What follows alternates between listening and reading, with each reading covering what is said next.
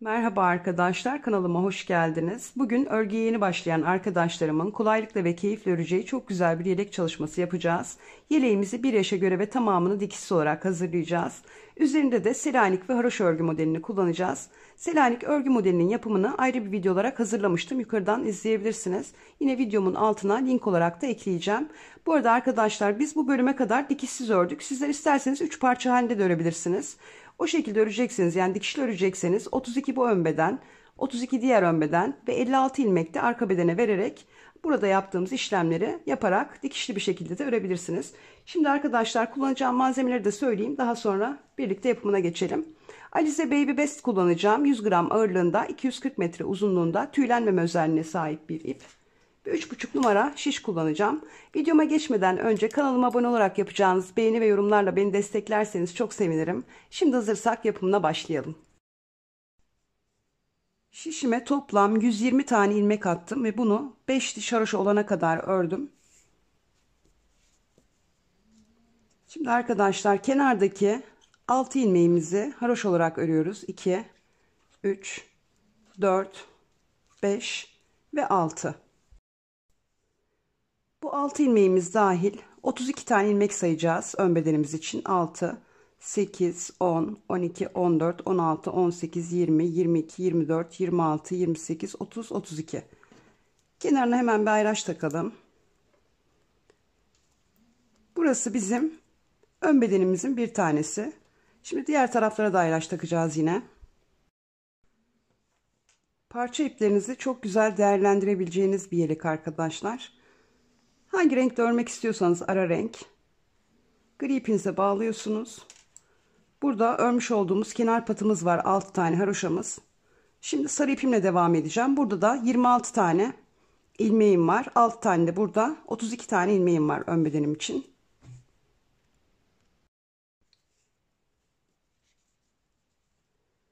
Şimdi 26 tane ilmeğimi haroşa olarak örüyorum.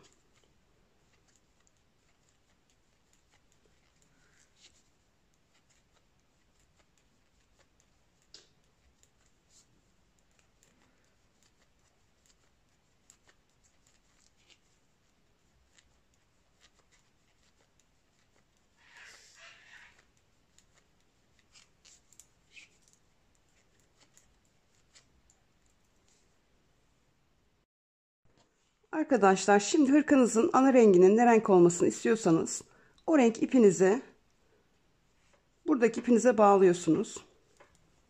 Bu iplerimizi daha sonra kaybedeceğiz.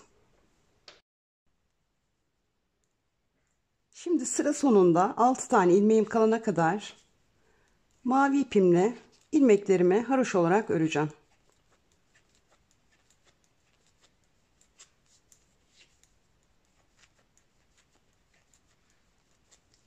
Sıra sonunda 6 ilmeğimiz kalana kadar arkadaşlar haroşalarımızı örelim.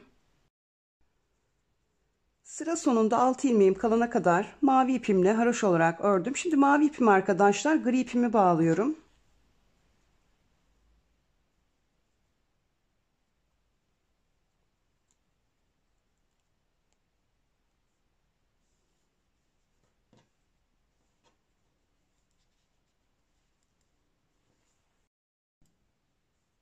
Kenar patımı gri ipimle öreceğim. Şimdi burada ilk ilmeğimizi de açalım arkadaşlar. İlk ilmeğimi haroşa olarak ördüm. İkinci ilmeğimi de haroşa olarak örüyorum. Üçüncü ve dördüncü ilmeğimi birlikte alarak kesiyorum. Bir doluyorum ve sondaki 2 ilmeğimi haroşa olarak örüyorum. Döndüm arkaya. Yine kenardaki 6 ilmeğimi gri ipimle haroşa olarak örüyorum. 2, 3, 4, 5 ve 6. Şimdi arkadaşlar burada çaprazlama işlemi yapacağız. Gri ipimi aldım böyle. Gri ipim mavi ipimin üzerinde. Bu şekilde mavi ipimi arkaya alıyorum. Ve mavi ipimle devam ediyorum haroşalarıma. Ta ki ayracımın bulunduğu yere kadar. Yani sarı ipimi ördüğüm bölgeye kadar mavi ipimle haroşalarımı örüyorum. Örelim arkadaşlar. Sarı ilmeklerimin bulunduğu yere kadar ördüm. Şimdi arkadaşlar sarı ipim mavi ipimin üstüne çıkacak bu şekilde. İpimi arkaya alıyorum. Ve sarı ipimle haroşalarımı örüyorum.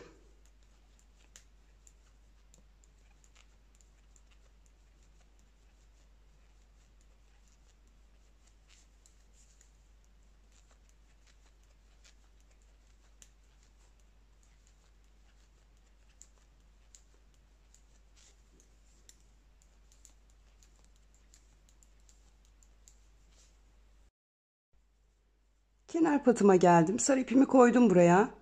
Gri ipimi sarı ipimin üstüne alıyorum. Ve ipimi arkaya alıyorum. Kenardaki 6 ilmeğimi haroşa olarak örüyorum.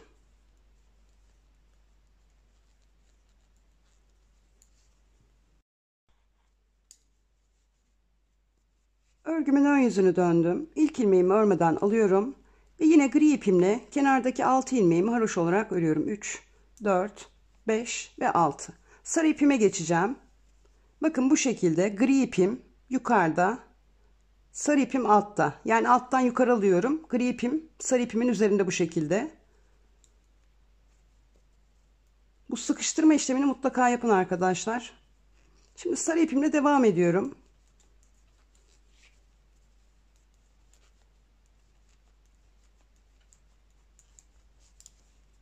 Haroşayı ters olarak örüyorsanız ters örebilirsiniz arkadaşlar. Ben düz ördüğüm için düz olarak devam ediyorum.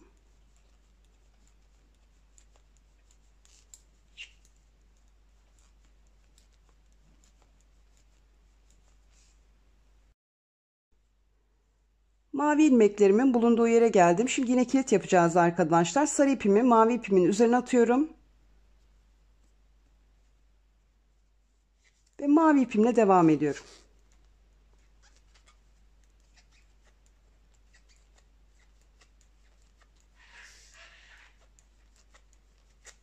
Sıra sonunda 6 tane ilmeğimiz kalana kadar haroşalarımızı örelim. Sonda 6 tane ilmeğim kalana kadar ördüm. Şimdi arkadaşlar mavi ipimi gri ipimin üzerine atıyorum. Ve kenardaki 6 ilmeğimi gri ipimle haroşa olarak örüyorum.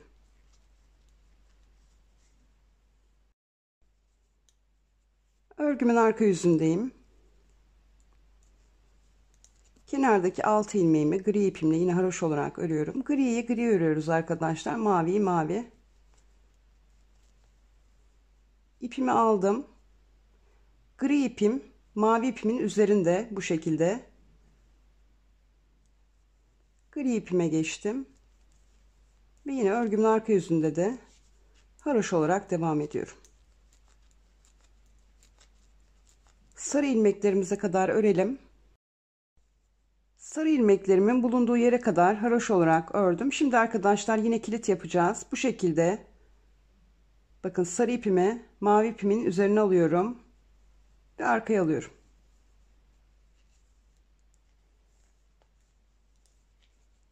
Ve sonda 6 ilmeğim kalana kadar haroşa olarak örüyorum.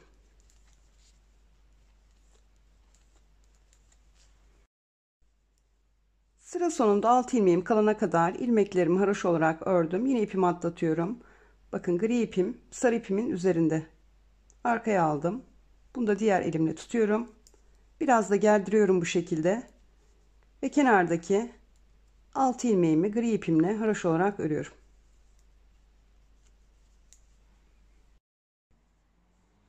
Arkadaşlar Selanik örgülerimizin arasındaki haroşalarımızın tamamını da yine bir tam sıra Selanik örgümüzde birlikte yapacağız. Daha sonra burada yaptığımız işlemlerin aynısını tekrarlayarak devam edeceksiniz. Sadece bu tarafta, sadece bu bölümde, bu ön bedende kullandığınız ipinizin rengini değiştireceksiniz.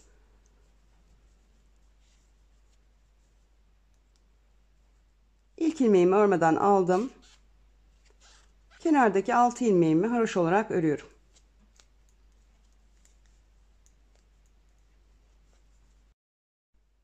Şimdi kilit yapacağım. Gri ipim sarı ipimin üzerinde.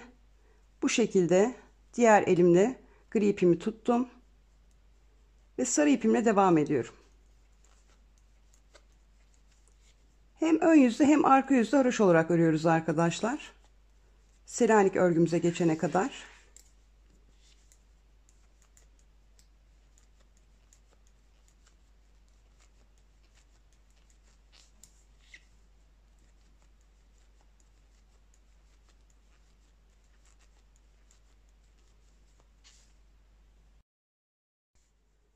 Mavi ilmeklerimin bulunduğu yere kadar ördüm. Şimdi yine kilit işlemimi yapacağım. Bakın sarı ipimi attım mavi ipimin üzerine. Bu taraftan hafifçe gerdiriyorum ve mavi ipimle devam ediyorum. Bu kilit işlemini yapmazsanız bu aralar açık olur arkadaşlar. Yani burada sarıyı bitirdiniz, bırakayım ben buradan diğer renkle devam edeyim yapmayın. Mutlaka bu kilit işlemini yapın. Şimdi yine sonda 6 tane ilmeğim kalana kadar mavi ipimle örgümün ön yüzünde haroşa olarak devam ediyorum. Son 6'ya kadar örelim. Sonda 6 ilmeğim kalana kadar ördüm. Mavi ipimi gri ipimin üzerine atıyorum. Bu şekilde de diğer elimle hafifçe sıkı tutuyorum. Ve kenardaki 6 ilmeğimi gri ipimle haroşa olarak örüyorum.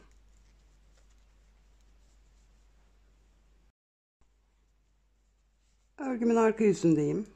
İlk ilmeğimi örmeden aldım. Ve yine kenardaki 6 ilmeğimi haroşa olarak örüyorum.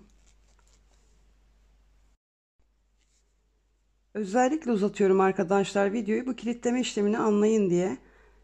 Bakın gri ipim yukarıda, mavi ipim altta. Alttan ön taraf alıyorum.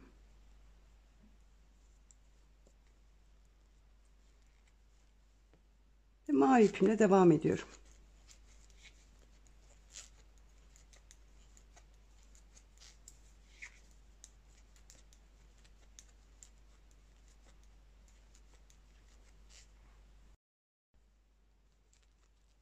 Sarı ilmeklerimin bulunduğu yere kadar haroşalarımı öreyim arkadaşlar.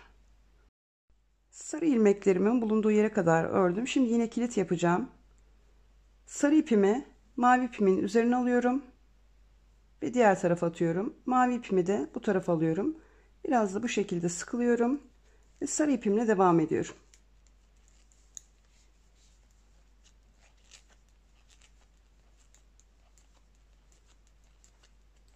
Şu ana kadar hep haroşa ördük arkadaşlar. Sadece iplerimizin rengi değişik.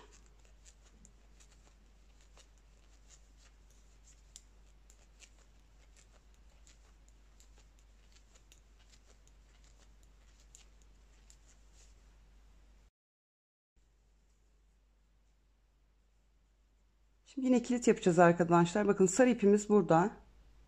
Gri ipimizi sarı ipimizin üzerine alıyoruz.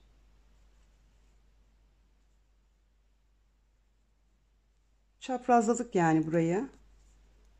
Ve gri ipimize devam ediyoruz. Kenardaki 6 ilmeğimizi haroşa olarak örüyoruz. Arkadaşlar 3 diş haroşamızı tamamladık. Şimdi Selanik örgüye geçeceğiz. Toplam 12 sıra öreceğiz arkadaşlar. Ön yüzü ve arka yüzü sayarak. Ama normalde önden baktığımız zaman 6 sıra gibi görünecek. Aynı haroşa gibi düşünün. Nasıl ön yüzü ve arka yüzü örüyoruz, bir diş haroşamız oluyor. Selanik de aynı şekilde. Toplam 12 sıra öreceğiz. Ama ön yüzden saydığımızda 6 sıra olacak. Kenardaki 6 ilmeğimi gri ipimle haroşa olarak örüyorum. Selanik örgülerimizin hepsine bu kenarda kullandığım gri ile öreceğim. Yani ilik düğme kısmındaki ve en altta başladığınız renkle devam edeceksiniz. Şimdi burada arkadaşlar kilit yapacağım yine. Sarı ipimi alıyorum bu tarafa. Gri ipim altta, sarı ipim üstte. Bu şekilde tutuyorum. Bir sonraki sırada bu ipi keseceğim arkadaşlar. Şimdi bir tane düzle başlıyorum. Bir düz, bir ters, bir düz, bir ters, bir düz, bir ters. Klasik tekli lastik örgü örer gibi örüyorum. Bir düz, bir ters, bir düz, bir ters, bir düz, bir ters. Sarı ilmeklerim bitene kadar aynı işlemi yapıyorum. Bir düz, bir ters olarak.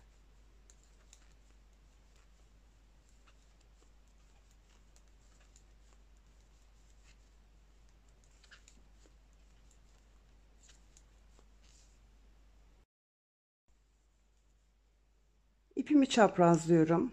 Bakın gri ipim mavi ipimin üzerinde. Mavi ipim altta. Mavi ipimi alıyorum. Gri ipimi de elimle bu şekilde sabitledim ve devam ediyorum.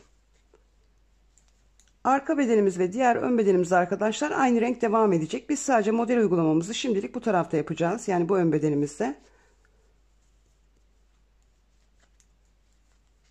Bu tarafınki bittiği zaman diğer ön bedenimizin üst tarafında yapacağız. Zaten oraları birlikte yapacağız. Şimdi bu şekilde sonda 6 ilmeğim kalana kadar ilmeklerimi haroş olarak örüyorum. Sonda 6 ilmeğim kalana kadar ilmeklerimi haroş olarak ördüm. Kilit yapıyorum. Mavi ipim yukarıda, gri ipim altta. Kenardaki 6 ilmeğimi gri ipimle haroş olarak örüyorum.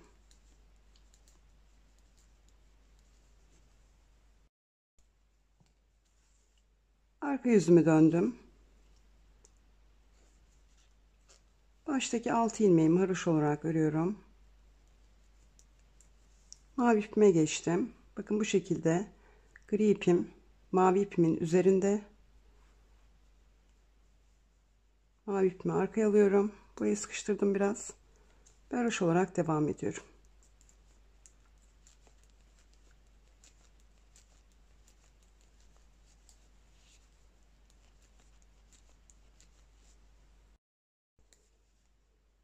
Selanik örgümüze kadar örelim.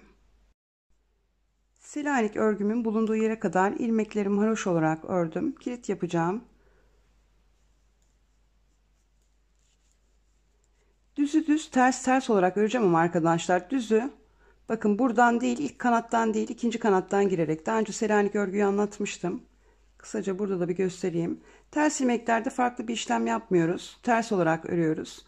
Selanik ilmekleri de ilk gözenekten değil, altındaki gözenekten giriyoruz. Bakın bir, ikinciden giriyoruz ve düz olarak örüyoruz. Sadece dediğim gibi düz ilmeklerde yapıyoruz bu işlemi. Ters ters örüyorum. Düzü buradan değil, bir alttan girerek düz olarak örüyorum. Ters ters örüyorum. Düzü buradan değil, ikinciden girerek düz olarak örüyorum. Ters ters örüyorum. Arkadaşlar görünüyor mu bilmiyorum. Şöyle yakınlaştıralım. Bakın burada ilk gözeneğimiz var. Düz örerken bu şekilde örüyoruz. Onun bir altından girerek düz olarak örüyoruz. Ters ters örüyoruz. Düzü bir alttan girerek düz örüyoruz. Ters ters örüyoruz. Bakın buradan değil, şu ikinciden. Sarının ilk gözeneği arkadaşlar. Oradan giriyorum ve düz olarak örüyorum. Bu şekilde devam ediyorum.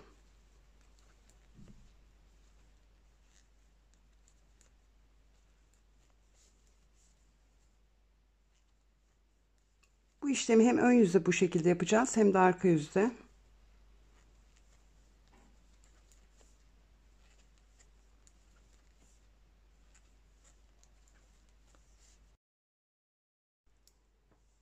Şimdi arkadaşlar sarı ipime gri ipime bağlıyorum. Artık çünkü gri ipime devam edeceğim. Bu şekilde bağlıyorum. Yürütmeyi de göstereyim. 2 kez bağladım. Tığımızın yardımıyla arkadaşlar ilmeklerimizi bu şekilde haroşaların içerisinden yürütüyoruz. Hangi rengi yürütüyorsanız arkadaşlar o renginizin içerisinden yürütün. Yani o haroşalarınızdan.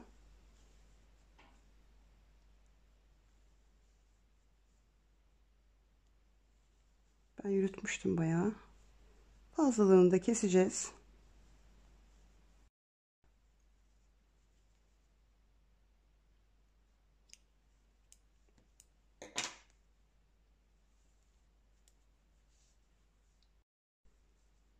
Şimdi sıra sonundaki 6 ilmeğimizi haroş olarak örüyoruz.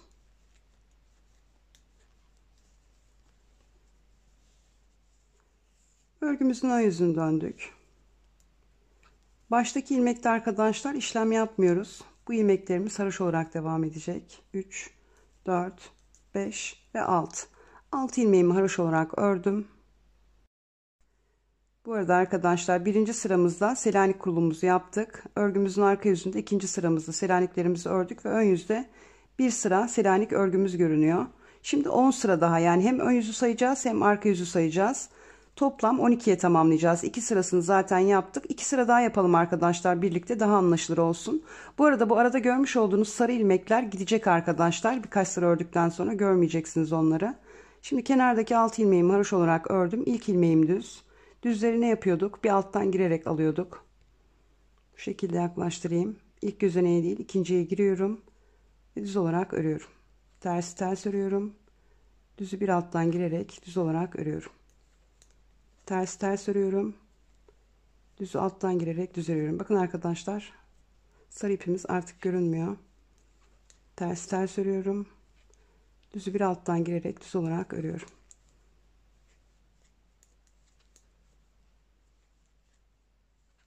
Hem ön yüzde hem arka yüzde ters öreceğiz. Düzü bir alttan girerek düz olarak öreceğiz. Daha önce birçok kez yaptık.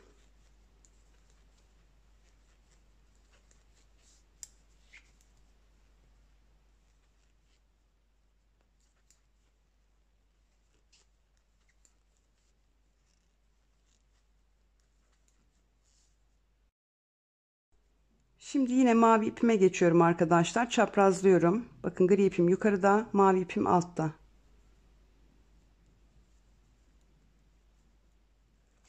Ve haroş olarak devam ediyorum.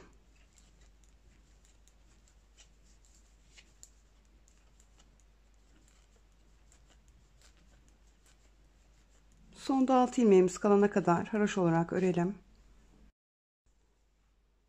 Sonda 6 ilmeğim kalana kadar ilmeklerimi haroş olarak ördüm. Çaprazlıyorum. Mavi ipim yukarıda, gri ipim altta. Ve kenardaki 6 ilmeğimi gri ipimle haroş olarak örüyorum. 3, 4, 5, 6. Arka yüzümüzü de son kez birlikte örelim arkadaşlar. Artık anlaşılır olduğunu düşünüyorum. Gri ipimle baştaki 6 ilmeğimi haroş olarak örüyorum. Çaprazlıyorum. Bakın gri ipim mavi ipimin üzerinde. Mavi ipimi arkaya alıyorum.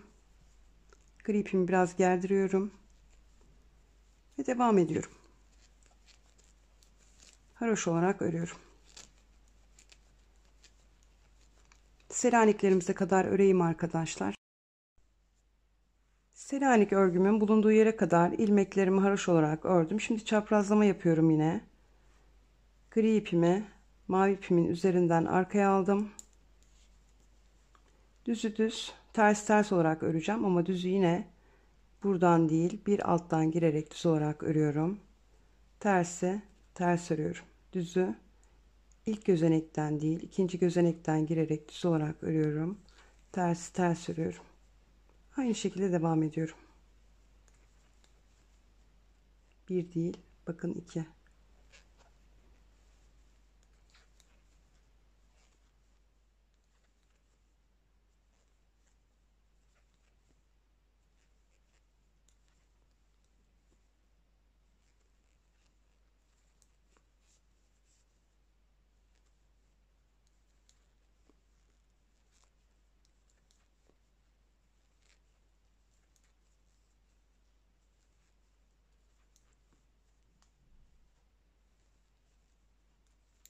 Evet. Sondaki 6 ilmeğimi haroş olarak örüyorum.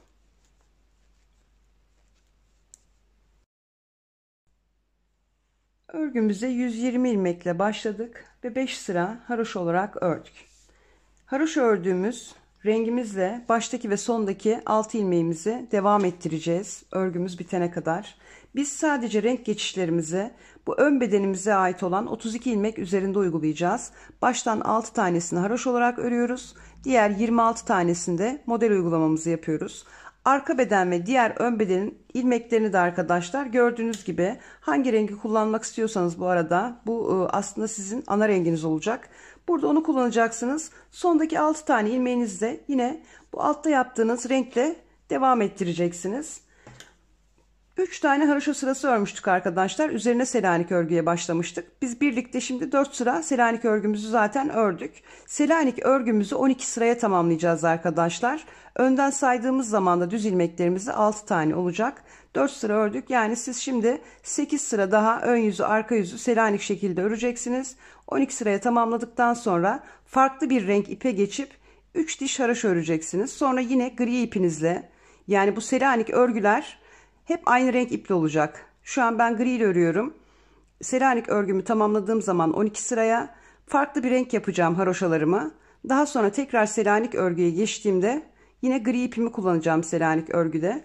Arka beden ve diğer ön beden hep aynı renk ve haroşa olarak devam edecek arkadaşlar. Şimdi tamamlayalım belli bir yere kadar. Bu arada iliklerimizi de 13 haroşa sırası arayla açmayı ihmal etmeyelim aynı şekilde. Şimdi ben tamamlayayım arkadaşlar belli bir yere kadar. Daha sonra birlikte devam edelim. Evet arkadaşlar, aynı işlemi tekrarlayarak bir miktar ördüm. Toplamda 1, 2, 3, 4 kez Selanik örgü çalışması yaptım. Selanik örgü aralarında da 3 diş haroşadan oluşan farklı renklerim var. İstediğiniz renkler kullanabilirsiniz arkadaşlar. Selanik örgümün son sırasını tamamladım. Şimdi bu tarafta Selanik örgüye geçeceğiz. Bir miktar ördükten sonra da kesim işlemlerimize başlayacağız. Arkadaşlar artık bu tarafta model uygulaması yapmayacağız. Ana rengimizle haroşa olarak devam edeceğiz. Kenar ilmeklerimiz yine gri ipimizle haroşa olarak devam edecek. Kenardaki 6 ilmeğimi haroşa olarak örüyorum.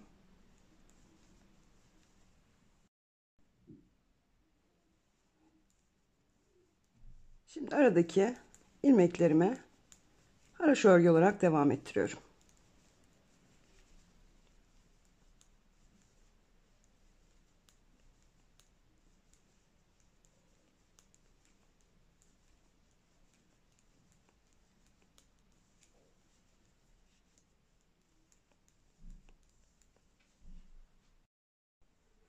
Arkadaşlar mavi ipimizle bu şekilde haroşa olarak devam edeceğiz. Diğer ön bedenimizin 32 ilmeğinin bulunduğu yere kadar buraya bir ayraç takalım 32 ilmeğimize. 6, 8, 10, 12, 14, 16, 18, 20, 22, 24, 26, 28, 30, 32. Ayracımı taktım. Şimdi bu bölüme kadar arkadaşlar haroşa olarak devam edeceğim. Örelim. Ayracıma kadar haroşa olarak ördüm. Şimdi arkadaşlar gri ipimizle Selanik örgü yapacağız. Bir tane tersle başlıyoruz. Bir düz, bir ters, bir düz, bir ters olarak sonda 6 ilmeğimiz kalana kadar örüyoruz.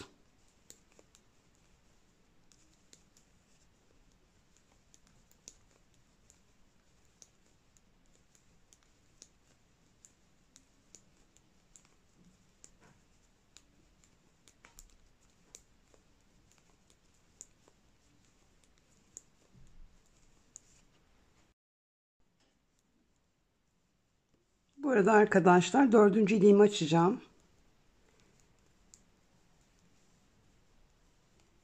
2 tane ilmeğimi haroşa olarak ördüm. Bir doluyorum. 2 ilmeğimi birlikte alarak kesiyorum. Ve 2 ilmeğimi haroşa olarak örüyorum. Arkadaşlar düğmenizin büyüklüğüne göre iliğinizi bir ileriden de açabilirsiniz. Dilerseniz bu şekilde ortalı da açabilirsiniz. Ben büyük düğme kullanmaya karar verdiğim için ortalı bir şekilde açtım.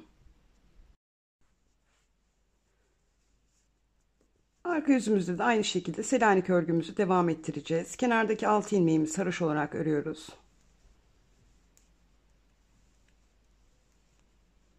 Ters ters örüyoruz. Düzü bir alttan girerek düz olarak örüyoruz. Ters ters örüyoruz. Düzü düz. Ters ters. Düzü düz. Ters ters. Düzü bakın alttan girerek düz olarak örüyorum. Bu şekilde Selaniklerimi tamamlayayım. Selanik örgümü tamamladım. İpimi çaprazladım. Şimdi yine mavi ipimle haroşa olarak devam edeceğim. Bu şekilde arkadaşlar örgümüzün arka yüzünü sıra sonunda 6 ilmeğimiz kalana kadar haroşa olarak örelim. Daha sonra mavi ipimizden gri ipimize geçiş yapıyoruz ve haroşalarımızı gri ipimizle örüyoruz. Şimdi tamamlayalım.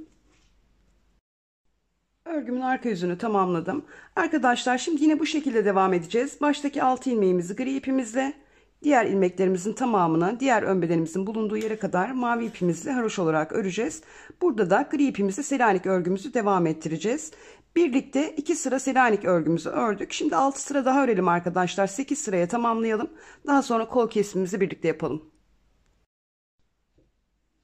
Selanik örgümü 8 sıraya tamamladım arkadaşlar. Dolayısıyla burada da 4 diş haroşam oldu. Şimdi kol kesimimizi yapacağız.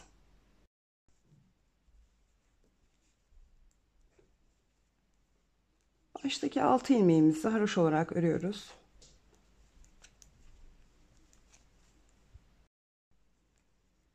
İpimizi çaprazlayıp mavi ipimizle 26 ilmeğimizi haroşa olarak öreceğiz.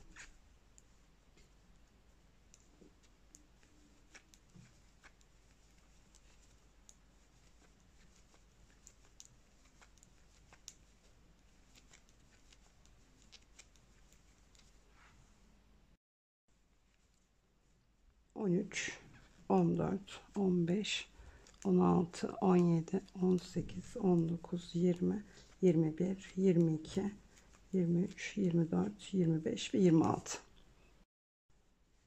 Arkadaşlar şimdi sadece bu ön bedenimizle devam edeceğiz. Gri ipimizle 6 ilmek atacağız. Gri ipimi aldım. Şimdi örgü ilk başlarken arkadaşlar ilmek attığımız şekilde 6 tane ilmek atıyoruz. 2, 3, 4, 5 ve 6. Örgümün arka yüzünü döndüm. Şimdi bu atmış olduğum ilmeklerimin 5 tanesini haroşa olarak öreceğim. İlk ilmeğimi örmeden alıyorum. 2, 3, 4 ve 5. 5 ilmeğimi haroşa olarak ördüm.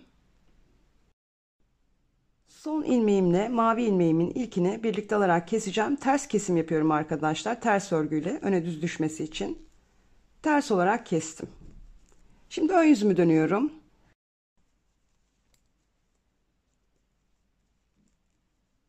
İlk ilmeğimi örmeden alıyorum. Ve ilmeklerimi haroşa olarak örüyorum. 6 tane ilmeğim vardı. 3, 4, 5 ve 6. Dönüyorum arka yüzümü. Kol altından bir tane eksiltme işlemi yapmış olduk. Şimdi yine 5 tane ilmeğimi örüyorum haroşa olarak. 3, 4, 5. Diğer tarafta da aynı işlemi yapacağız arkadaşlar. O yüzden iyi izlemenizi tavsiye ediyorum. 5 tane ilmeğimi haroşa olarak ördüm. 6. ve 7. ilmeğimi, ilki gri, ikincisi mavi, birlikte alarak ters olarak kesiyorum. İkinci kesimimi yaptım. Dönüyorum. İlk ilmeğimi örmeden alıyorum ve haroşa olarak örüyorum.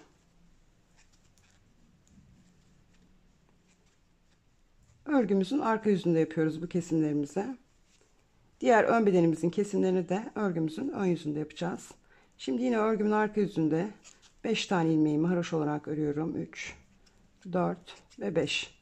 6. ve yandaki ilmeğimi, mavi ilmeğimi birlikte alarak ters olarak keseceğim.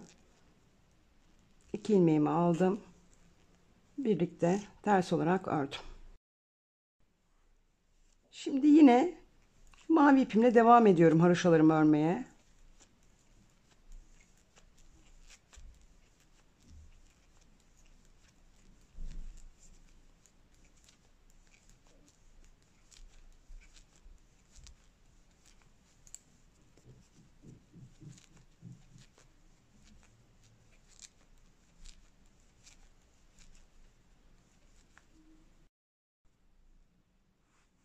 Çaprazlama işlemimi yapıp sondaki 6 ilmeğimi gri ipimle haroşa olarak örüyorum.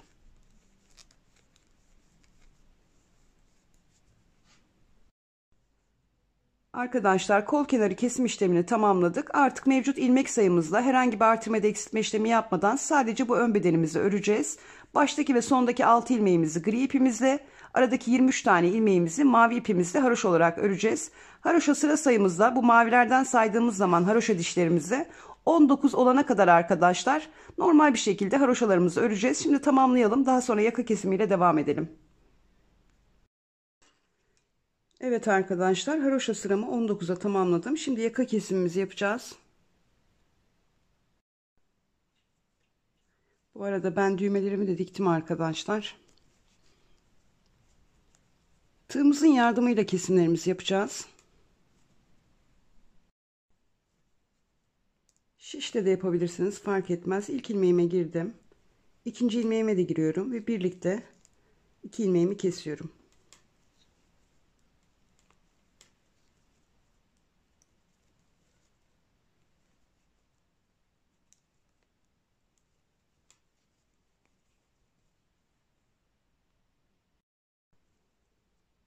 Son gri ilmeğimi de keseceğim arkadaşlar. İlk mavi ilmekle yapacağım bu işlemi.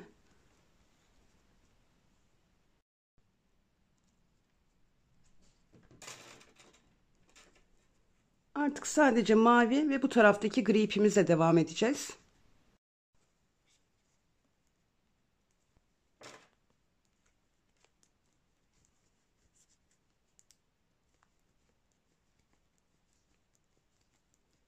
Mavi ipimle haroşa olarak örüyorum.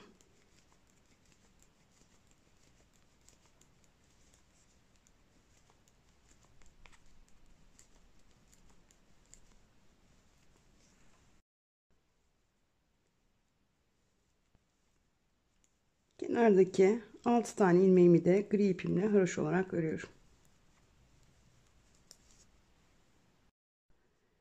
Düğme patımızdaki 6 tane ilmeğimizi gri ipimizle kestik. Daha sonra mavi ipimizle haroşa olarak devam ettik. Sondaki 6 ilmeğimizi de yine gri ipimizle haroşa olarak ördük. Dönüyoruz arka yüzümüzü.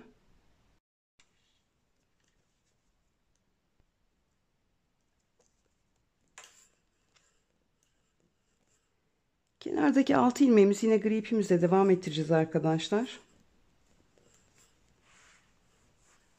Çaprazlamamı yapıyorum. Ve mavi ipimle haroşalarıma devam ediyorum. Sıra sonuna kadar haroşalarımızı örelim. Ön yüzümdeyim. Şimdi tekrar yaka kesimimizi yapacağız. 3 tane ilmek keseceğiz arkadaşlar. İlk ilmeğimi örmeden aldım. İkinci ilmeğimi haroşa olarak örüyorum.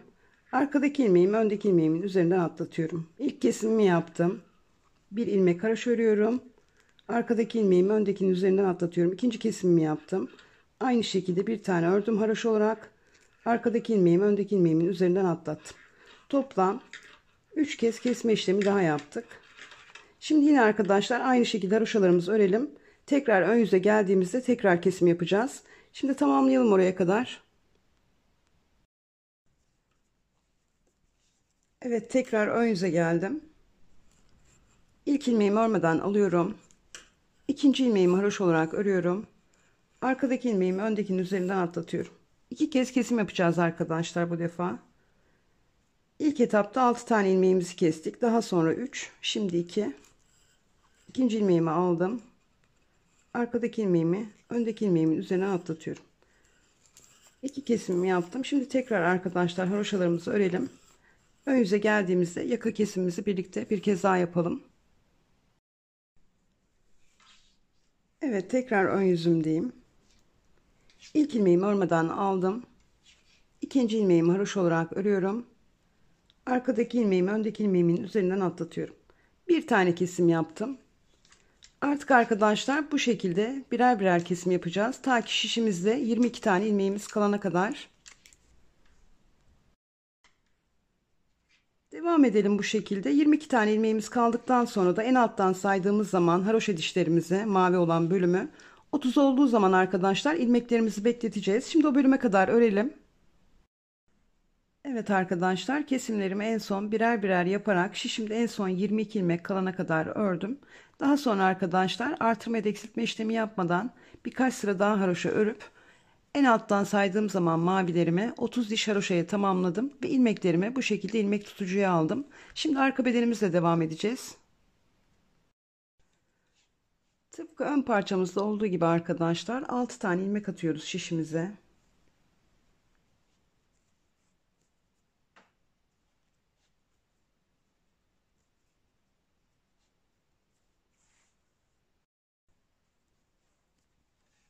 Altı ilmeğimizi attık. Buradaki ilk maviye giriyoruz arkadaşlar arka bedenimizin.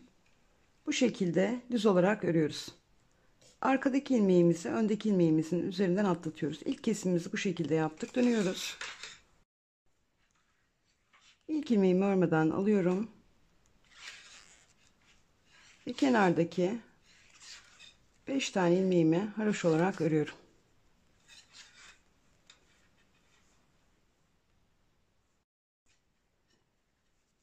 İlk kesimimizi yapmış olduk arkadaşlar. Şimdi tekrar ön yüzümdeyim. 5 tane ilmeğimi haroşa olarak örüyorum. 3, 4, 5. 6. ve 7. ilmeğimi, bir tanesi gri ipim, diğeri mavi ipim. İkisini birlikte alarak düz olarak örüyorum. İkinci kesme işlemi yapmış oldum. Dönüyorum arkaya. Burada da yine arkadaşlar 3 kez kesim işlemi yapacağız. İlk ilmeğimi örmeden aldım. Diğer ilmeklerimi haroşa olarak örüyorum.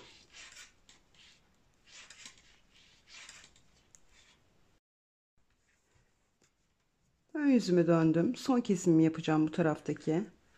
İlk 5 ilmeğimi haroşa olarak örüyorum. 3, 4 ve 5. 6. ve 7. ilmeğimi birlikte alarak kesiyorum. Bir tanesi gri, bir tanesi mavi.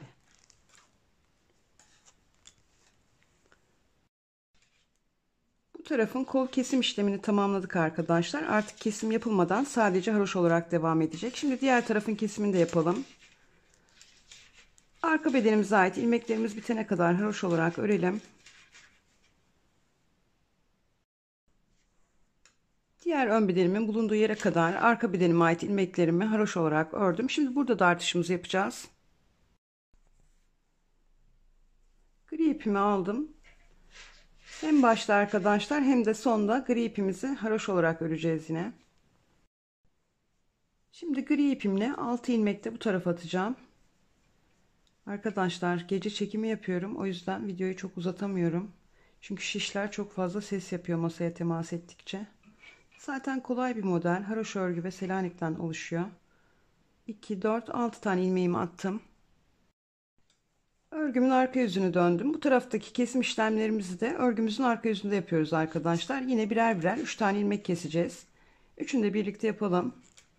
5 tane ilmeğimi gri ipimle haroşa olarak örüyorum. 3, 4 ve 5. 6. gri ilmeğimle ilk mavi ilmeğimi birlikte alarak ters olarak keseceğim ki ön yüze düz olarak çıksın. 2 ilmeğimi birlikte alarak ters olarak kestim. Dönüyorum ön yüzümü. İlk ilmeğimi örmeden alıyorum ve haroşa olarak örüyorum. İlk kesimimizi yaptık. Şimdi ikinci kesimimizi yapacağız örgümüzün arka yüzünde. Dönelim arka yüzümüzü. İlk ilmeğimi örmeden alıyorum. 2, 3, 4 ve 5. 5 ilmeğimi yine haroşa olarak ördüm. 2 ilmeğimi birlikte alarak ters olarak kesiyorum. İkinci kesimimi yaptım. Döndüm ön yüzüme. Seslerden inşallah rahatsız olmaz komşularım. Saat gece 1.30'u geçti arkadaşlar. 6 ilmeğimi haroşa olarak ördüm. Arka yüzümü döndüm. Şimdi yine kesimi yapacağım. Son kesimimiz arkadaşlar. Üçüncü kesimimizi yapıyoruz şimdi. 5 ilmeğimi haroşa olarak ördüm. 6. ve 7. ilmeğimi birlikte alarak ters olarak kesiyorum. Kesimlerimizi tamamladık. Arkadaşlar arka bedenimizin kol kenarı kesimlerini tamamladık. Artık sadece haroşa örgülerle devam edeceğiz. Herhangi bir artırma eksiltme işlemi yapmayacağız. Ön bedenimizin uzunluğuna gelene kadar baştaki ve sondaki 6 ilmeğimizi gri ipimizle, aradaki ilmeklerimizi mavi ipimizle dediğim gibi haroşa olarak öreceğiz. Şimdi arka bedenimizi arkadaşlar ön bedenimizin uzunluğuna gelene kadar örelim. Daha sonra birlikte devam edelim. Evet arkadaşlar arka bedenimi de ön bedenimle aynı uzunluğa gelene kadar ördüm. Şimdi omuz birleştirmemizi yapacağız. Ön yüzlerimiz içeride, arka yüzlerimiz dışarıda. Şimdi tığ ile birleştirmemizi yapacağız.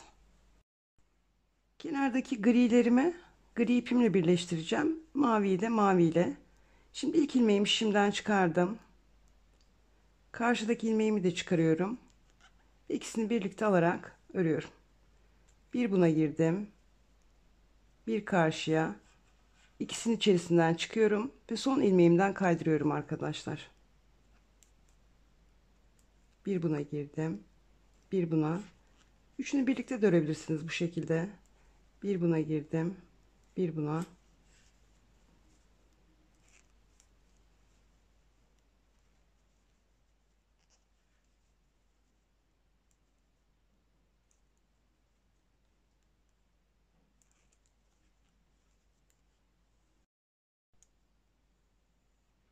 Şimdi artık mavileri birleştireceğiz. Birleştirme işlemimizi aynı şekilde yapıyoruz. Sadece ipimizin rengi değişti. Bir bu ilmeğimden alıyorum. Bir karşıdan ve birlikte kesiyorum. Bir buraya girdim. Bir karşıya.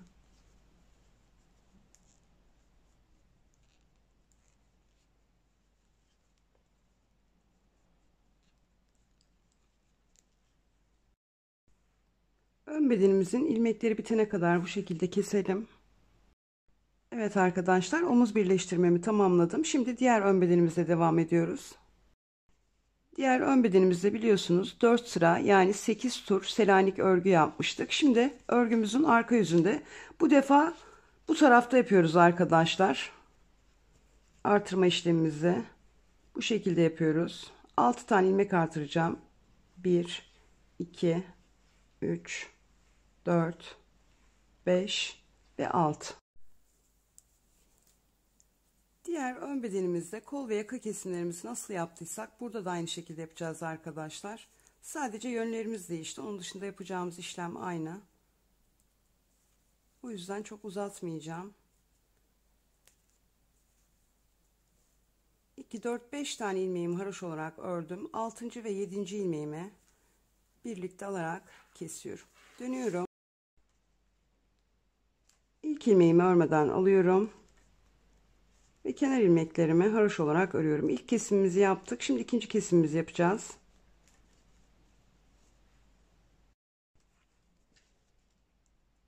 Ön yüzümü döndüm. 5 ilmeğimi haroşa olarak örüyorum. 4, 5. 6. ve yanındaki ilmeğimi birlikte alarak kesiyorum. İkinci kesimimi yaptım. İlk ilmeğimi örmeden alıyorum.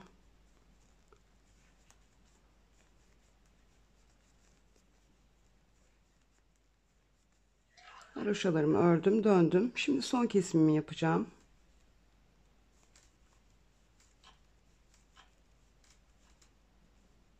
Beş tane ilmeğimi haroşa olarak ördüm. 6. ve 7. ilmeğimi birlikte alarak kesiyorum. Kol altı kesim işlemimizi tamamladık. Artık Selanik örgümüzle devam ediyoruz. Düzü alttan girerek düz örüyorum. Tersi ters. Düzü düz. Tersi ters. Düzü düz. Tersi ters. Yine diğer ön bedenimizde olduğu gibi 12 sıraya tamamlayacağız. Arkadaşlar yaka kesimine kadar herhangi bir kesme ya da artırma işlemi yapmayacağız. Çünkü kol kesimlerimizi birlikte yaptık. Şimdi yine diğer ön bedenimizde olduğu gibi modelimizi uygulayarak devam edeceğiz. 12 sıraya tamamlayacağız Selanik örgümüzü. Daha sonra istediğimiz bir ara renkle 3 diş haroşamızı öreceğiz. Daha sonra tekrar Selanik örgümüze geçeceğiz. 12 sıra öreceğiz. Tekrar bir ara renge geçeceğiz ve 3 diş haroşa öreceğiz. Yani yaka kesimine kadar arkadaşlar modelimizi uygulayarak devam edeceğiz. Şimdi ben tamamlayayım arkadaşlar. Kesim işlemlerimizi birlikte yapalım. Evet arkadaşlar, yaka kesimi yapacağım yere kadar ördüm. Gördüğünüz gibi 2 tane tam Selanik sıram var. Arada da 3 haroşadan oluşan 2 tane ara renk çalışmam var. En üstte de arkadaşlar bir sıra ön yüz, bir sıra arka yüzü olarak Selanik örgü ördüm. Şimdi yaka kesimimizi yapacağız. Yaka kesimimiz diğer ön bedenimizle aynı arkadaşlar. Sadece yönlerimiz değişik. Orada sıra başında bu işlemi yapmıştık. Bu ön parçamızda yakamız buraya geldiği için bu taraftan yapacağız. Şimdi kenardaki 6 ilmeğimi haroşa olarak örüyorum. Ve düzü düz bir alttan alarak tersi ters Selanik örgüme başladım bu şekilde. Tersi normal bir şekilde ters olarak örüyorum. Düzü bir alttan girerek düz olarak örüyorum.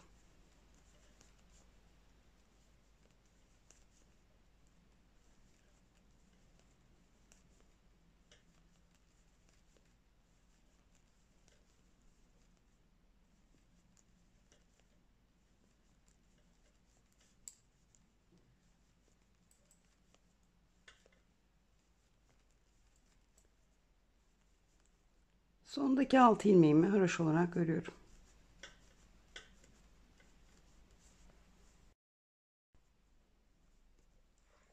Örgümün arka yüzünü döndüm. Şimdi burada yine tığla kesim yapacağız. İlk ilmeğimi örmeden alıyorum. İkinci ilmeğimi düz olarak örüyorum. Bu şekilde içerisinden atlatıyorum. Çıkardım ilmeğimi, kesiyorum.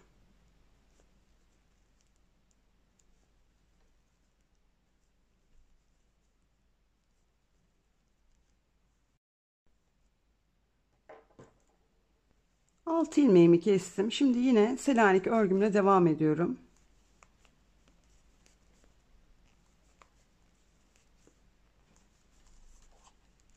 Sıramızı tamamlayalım arkadaşlar. Sıramı tamamladım. Tekrar ön yüzümdeyim. Kesme bir kez daha göstereceğim arkadaşlar. Sonra bu şekilde devam edeceğiz. Artık sadece baştaki 6 tane ilmeğimiz haroşa. Çünkü sondaki yakamıza ait haroşalarımızı kestik. 6 ilmeğimi haroş olarak ördüm ve Selanik örgümle devam ediyorum. Yaka kesimlerimizi örgümüzün arka yüzünde yapacağız.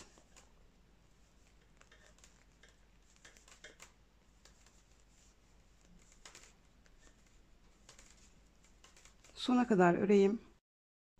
Sıra sonuna kadar ördüm. Örgümün arka yüzündeyim. Diğer ön bedenimizde arkadaşlar önce 6 tane ilmeğimizi kesmiştik. Daha sonra 3, daha sonra 2, daha sonra 1, 1, 1 olarak kesmiştik. Yani şişimizde 22 ilmeğimiz kalana kadar da birer birer kesmiştik. Şimdi ilk 3 ilmeğimizle birlikte keselim. Üzerinden atlatarak kesim yapıyorum arkadaşlar. Bu şekilde bir ördüm. Bir atlatıyorum. İkinci kesimim. Bir ördüm. Bir atlatıyorum. Üçüncü kesimim. Selanik örgümle devam ediyorum. Kesimlerimizi aynı şekilde yapacağız. Arkadaşlar kesim işleminin artık anlaşılır olduğunu düşünüyorum. Yönümüz belli. Bu taraftan kesimlerimizi yapacağız. İlk etapta 6 tane kestik. Daha sonra 3 tane kestik. Ön yüzümüzü öreceğiz. Döneceğiz. Arka yüzümüzde 2 tane keseceğiz. Geleceğiz. Düz yüzü öreceğiz. Arka yüzde 1 tane keseceğiz. Ve daha sonra yine teker teker şişimizde 22 tane ilmeğimiz kalana kadar kesimlerimize devam edeceğiz. Selanik sıramız düz ilmeklerimizi saydığımız zaman 6 olana kadar, toplamda da 12 sırayı tamamladığımızda Selanik örgümüzü bitireceğiz ve bundan sonra artık daha Selanik örgü örmeyeceğiz.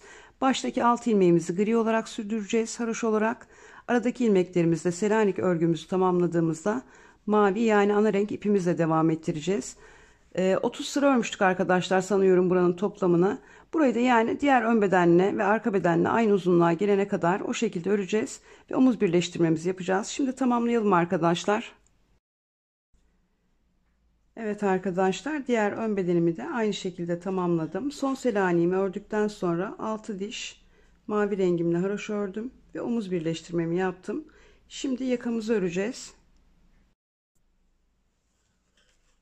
Şimdi buralardan ilmek alacağız ipimizle. Gri ipimi kullanacağım. Bu arada arkadaşlar ilik düğme kısımlarından ilmek almıyoruz. Yani buradaki gri bölümden ilmek almıyoruz.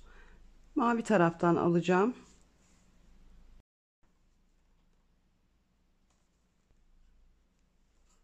Tığ yardımıyla da yapabilirsiniz. Şişinizle de yapabilirsiniz. Hangisi kolayınıza geliyorsa. Bu şekilde ilmek toplayacağım.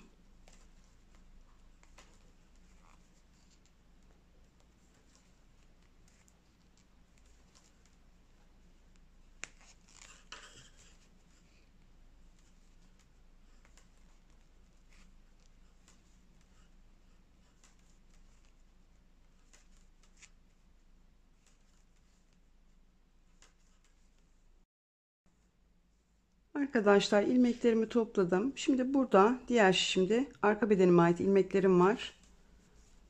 Buradan örerek devam edeceğim gri ipimle. Haroşa örgüyle öreceğiz yakamızı.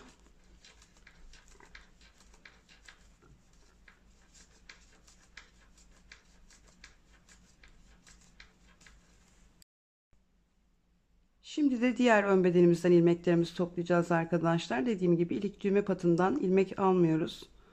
Burada bakın, buradaki 6 ilmekten sonra ilmeklerimizi toplayacağız.